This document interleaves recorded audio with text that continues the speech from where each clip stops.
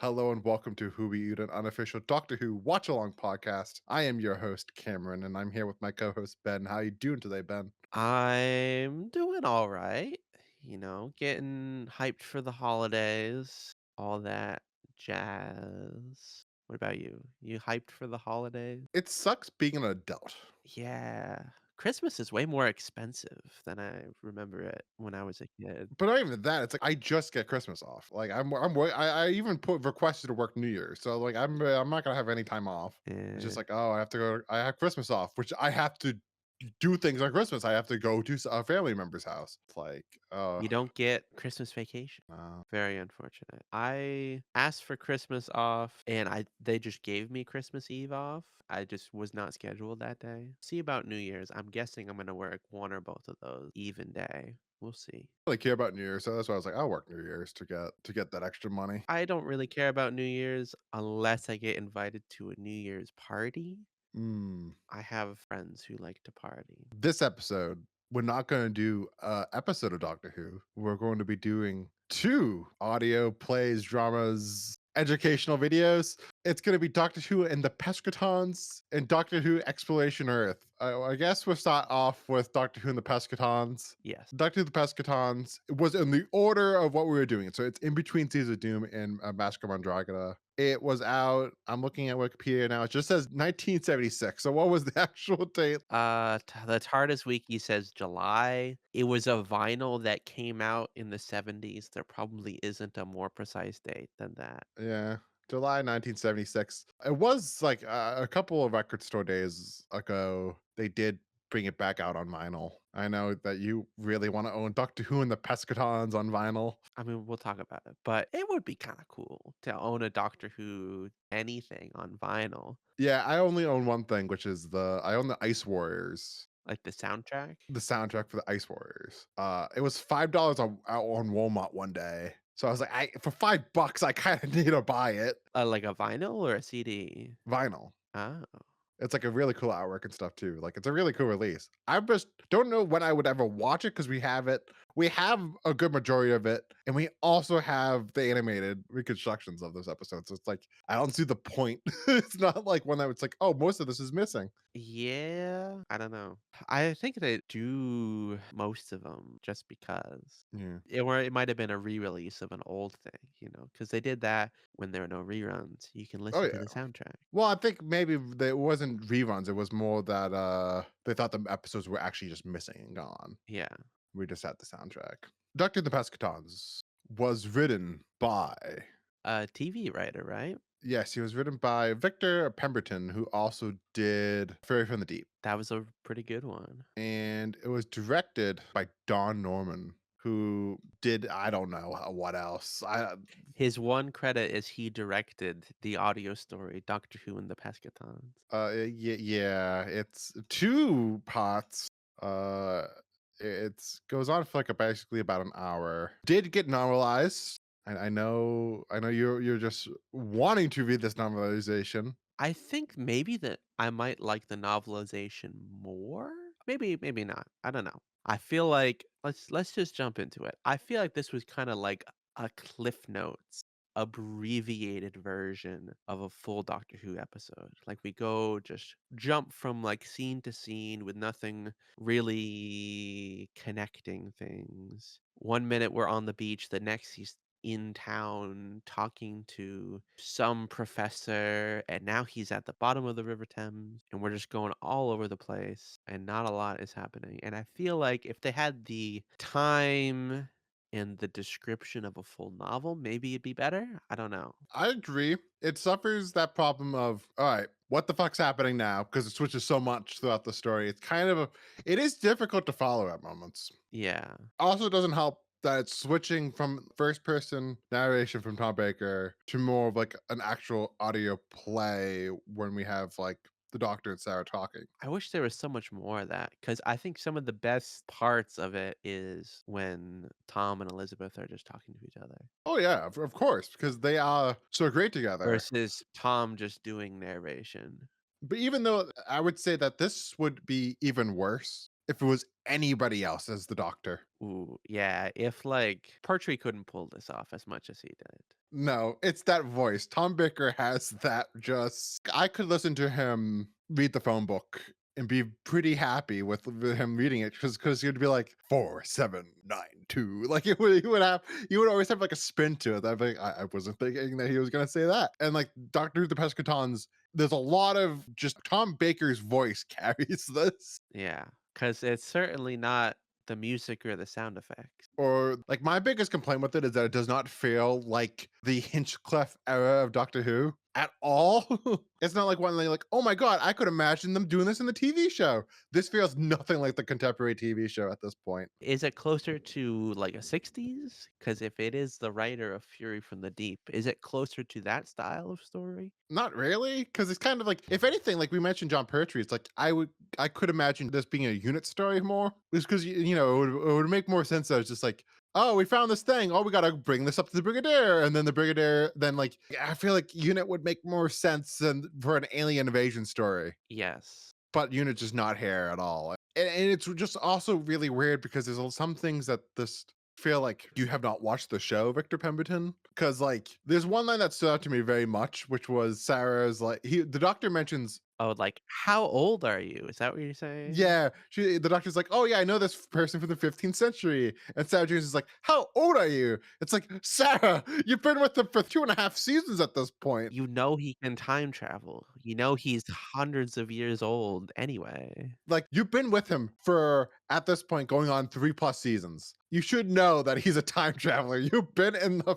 past, in the future. He also has told you a couple episodes ago that he's 750 years old. I mean, maybe it's just not like, we're watching it now because that's when it released, but chronologically, it might not take place here. It might be it though even if it took place, like, somewhere in, like, season 13, I feel like this is still information she should know Oh, yeah. because she was with John. Yeah. Like, and then he was with Tom for who knows how long it was from well, we know Aachen Space is directly after Robot. And then, like, the whole season 12 is basically back to back to back. Does season 12 end with them going to Zygons? Yeah, season 12 is them going back to Earth. Jesus Christ. We didn't ever, I don't think we ever talked about that for season 12, but like Harry's adventure with the doctor is like a week. And that must be like, that was the most chaotic week of Harry's fucking life right there. Yeah. Can't believe I never thought like, no, see, all season 12 is like a week long. I mean, you could probably squeeze things in there, but it leads right into the next. But yeah, it's just, this story is just, it's pretty boring at the end of the day. And like by the point where it's just like the Pescatons comes in, the Pescatons aren't an interesting foe at all. No, but they really try and like build them up as like this is the greatest enemy that the Doctor has ever faced. He feels true fear in the face of is it Zor just like trembling. And Tom tries to sell And this is like a successful alien invasion. They're walking the it. streets. People are dying. And Sarah's got to take care of the baby. So like it's all up to Tom. Basically, that's where I stopped really caring for this story. Is by the point where they just introduce a baby out of nowhere. It's another thing of like this old-fashioned writers like, what should I do with the woman? I'll give her a baby. Yeah, he definitely doesn't get it. Did you happen so I have a CD that's the BBC radio episodes collection, and on that there is an extended interview with Elizabeth Sladen, mostly about broadly her time with the Doctor, but also specifically talking about the Pescatons. Did you listen to that at all? I did not. I listened to it on Spotify and it was on there. Yeah, I did listen to this right after, and I think it reveals a lot. Like this was something that was made with a very quick turnaround. This was something that, you know, they both recorded in like a day. It was probably written in like a week. Just so I think something quick to capitalize on the success of the show. I would imagine that like some of these ideas probably Victor Pemberton probably like already had it feels kind of like this isn't like it's not the most Doctor Who thing in the world from ideas wise. This could have just been a oh, I had this sci-fi idea for these things called the Pescatons. Let me add Doctor Who in there Yes. because there is a thing about it that doesn't feel quite like a Doctor Who story. It's definitely missing something. And I think I have to mention the sound effects for it. They use a lot of them, and everything it kind of really bothered me. Like really unpleasant, like high pitched, shrill noises, just extended periods of just noise where nothing was really being conveyed, like 30 seconds of people just screaming. It was like hard to hear Tom over the music sometimes. The music was doing a lot of crazy stuff. Do you agree? Oh no, I agree. It was not pleasant to listen to. I remember listening to this before, and I remembered nothing about it. And I understand why I remember nothing about it, about the end Yeah. of it. I guess like if you have an hour to kill and you want, I mean, it's closer to like 40 minutes. Like yeah, it's basically a two-parter, two like 22-minute episodes. if you are missing Tom and Sarah Jane, then like it's definitely like oh yeah, it's worth a watch for the completionist's sake. Yeah. Like it is not the worst thing ever. No, but if this was a TV episode. It would have been the worst thing ever. Especially it's like I think what also makes it suck in comparison is just like I mentioned before, just when you compare this to what was on TV. Yeah. And like the TV as is at its highest point. We just came off of seasons of fucking Doom. And now we're at here. And I felt the whiplash. Yeah. And I continued feeling the whiplash with our next one. If you want to get into the next one, Ben. In a moment. Yeah, I've been listening to a lot of Big Finish lately, and Just the companion chronicle. yeah, still just the Companion Chronicles for the first 3 Doctors, because that's all I've experienced. Some of them are pretty good. Any stand out to you in particular so far? I mean, yeah, sure, we can talk about that. Have you heard, Sarah Kingdom? Yes. The first Doctor companion just had a little brief stint for like 2/3 of the Daleks' master plan. So just like a flash in a pan companion, and she has multiple companion chronicles that take place in between the episodes of the Daleks' master plan. I think it's like a whole trilogy. Mm. I've only listened to the first one and a half, and the first one is Home Truce, and it was really good. Really interesting concept. That is the one that I've heard is supposed to be one of the best Big Finish companion chronicles. I've heard really good things about that. Oh, yeah. Really kinda expands her character so much while doing something really interesting.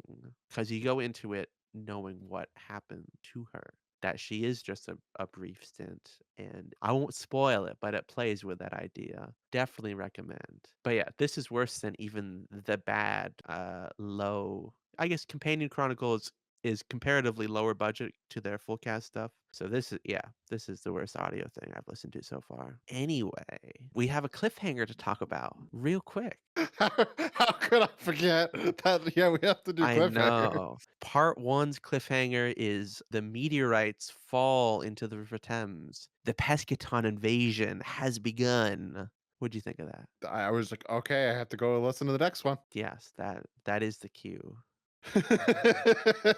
when the music plays. Yes, Before we go to Exploration Earth, what would you rate this? a 4.2. I'll give it a 4.5. All right. Now, next, Exploration Earth, Cam. Exploration Earth, The Time Machine, premiered on BBC Radio October 4th, 1976. Written by Bernard Venables? I don't know. But that's all he did. And produced by David Little, which this is all he did. I believe this is one of a series of educational radio programs to teach children about the planet or something.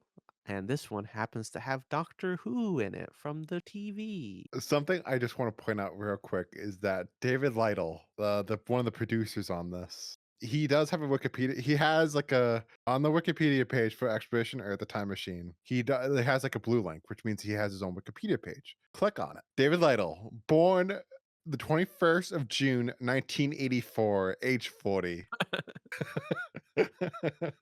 So someone screwed up there. He did it before he was even born, Like, at the ripe age of -8? I don't know what I was doing -8, but I wasn't doing this. So shout out, dude. No, but yeah, so this is just a really short, like, I think like 19-minute thing. What did you think of it, Cam? It was a thing that I put in my ears Yeah. and it just played and I listened to it. I just didn't really suck up any information about it. It is what it is. It's educational for the children to learn how the earth was developed. Yes. Of course, you will later find out that Doctor Who it's not the last time that Doctor Who is going to be at the creation of Earth. He is going to be back there again, Ben. Just you wait. Oh boy. Is he gonna fight Migron again? Sadly, Russell T Davies forgot that he was supposed to include him at What? this point.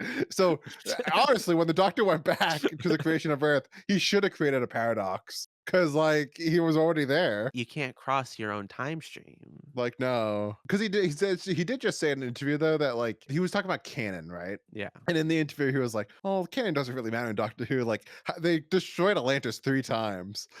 And he was like, "And guess what? If there's an Atlantis story, I will tell the destruction of Atlantis again." I'm just thinking, well, Russell, maybe get through the creation of Earth again. You gotta show it to it. Just keep on showing us the creation of Earth. We need more of it in Doctor Who. Yes. But yeah, overall very underwhelming. In that same, interview, Elizabeth Sladen said she didn't really feel like she could act because the primary focus was on the conveying of information, Yeah. so she couldn't really express herself as Sarah Jane Smith as much as she would have preferred. Which is also, I think this would have been better if you just removed the Megron and if it was just the doctor explaining to Sarah the formation of Earth, and then just Sarah asking the doctor questions, the doctor just saying, "Oh, here's the reasoning." Yeah. Because like that would have been more interesting to listen to. Because I would explain like if John Baker explained things to me like a 5-year-old, I would be very happy with myself because I'm like that's all I want in life. But no, we have the Megron there to spoil everything. It does muddle things a little bit where, like, they say words that are real things that happen, but I don't know if I were a five-year-old, if I would have come away with that having really taken in any knowledge. No, you would have just remembered the Megron. Yes, and I would have gone to school the next day shouting, "Order! Order!" and not thought about Earth at all. Do you think any of the kids really were talking about the Megron after school the next day? Only the cool ones. Shout out though to John Westbrook, who of course voiced the Megron. Yeah, it's definitely the most interesting thing about this. This force of pure chaos, but very kind of silly. Come on, Big Finish. Show us what you got. Yeah, we've done Davros, we've done the Cybermen, now we gotta do Migron. Which of course we already moved on from the Pescatons, but we also have to mention that because our Big Finish, did you know that they did bring back the Pescatons? I did not. It was in a Eighth Doctor Time War story called The War Pescatons. I just sent it to you, and you're gonna see it in all its glory. Wow. Which one day, when we do all of the Eighth Doctor big finishes, we'll get there, Ben. Just you wait. Oh, Oh, actually, I'm just fucking dumb. It's a spoof, it's a spoof, it's not real.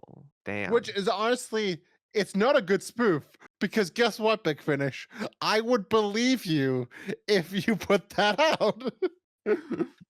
Like you, Ben, tell me if I'm being fucking No, dumb I here. 100% believe you.